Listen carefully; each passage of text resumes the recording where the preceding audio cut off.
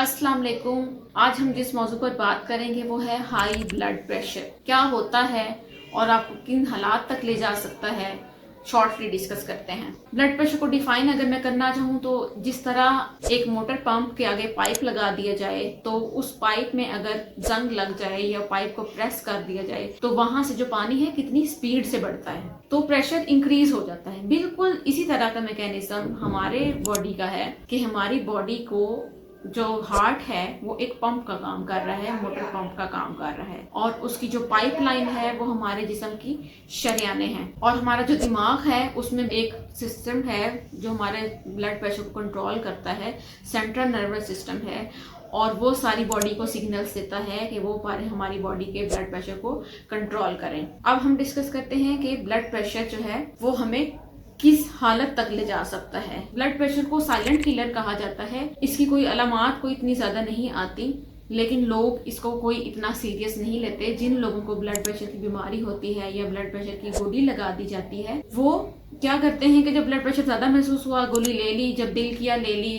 अगर ना दिल किया तो छोड़ दी। उनको ऐसा लगता है कि इस गोली के नुकसान ज्यादा हैं और ब्लड प्रेशर के नुकसान से तो वो वाकिफ ही नहीं होते। तो क्या हो सकता है हाई ब्लड प्रेशर? अगर हमारे दिमाग की शरियानों में ब्लड प्रेशर बढ़ता है और दिमाग की शरियानें फट जाती हैं खुदा ना ख्वास्ता, तो इसमें आप फालज का शिकार हो सकते हैं, आपकी याददाश्त जा सकती है, आप कोमा में जा सकते हैं और आपके दिमाग में सोजन हो सकती है। इसकी वजह से आपकी लाइफ जो है कंप्रोमाइज हो सकती है। अगर यही हाई ब्लड प्रेशर हम दिल की तरफ ले आए, हमारे दिल का जो पंप है वो मुसलसल पंप कर करके एग्जॉस्ट हो जाता है, डायलेट हो जाता है, दिल की जो दीवारें हैं वो कमजोर हो जाती हैं, जिसको हम कार्डियक फेलियर भी कहते हैं। फिर हम आ जाते हैं लंग्स की तरफ। हमारे लंग्स में क्या होता है, जब कंटिन्यूसली हमारे फेफड़ों में ब्लड प्रेशर बढ़ता है तो फेफड़ों में पानी बढ़ जाता है, पानी निकलने लग जाता है शरियानों में से।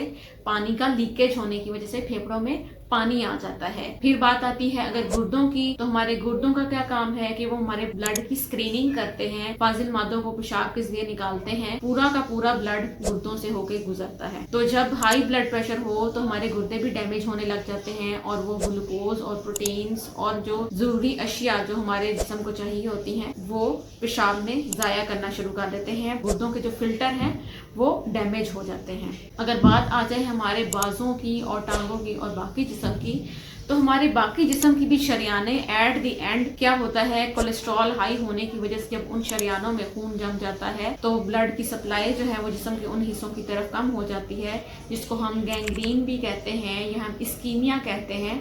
और डॉपलर के जरिए जिसको हम डिफाइन करते हैं कि फ्लो कितना हो रहा है उनकी तरफ। काफी लोगों में क्या होता है कि ब्लड की जो सप्लाई है वो एट द एंड उन जिस्म के हिस्सों की तरफ जाना बंद हो जाती है और वो डेड हो जाते हैं और फिर खुदा न खास्ता उनकी एम्पुटेशन या हमें काटनी पड़ती है। तो बहुत ही खौफनाक रिजल्ट देखने को मिले हैं।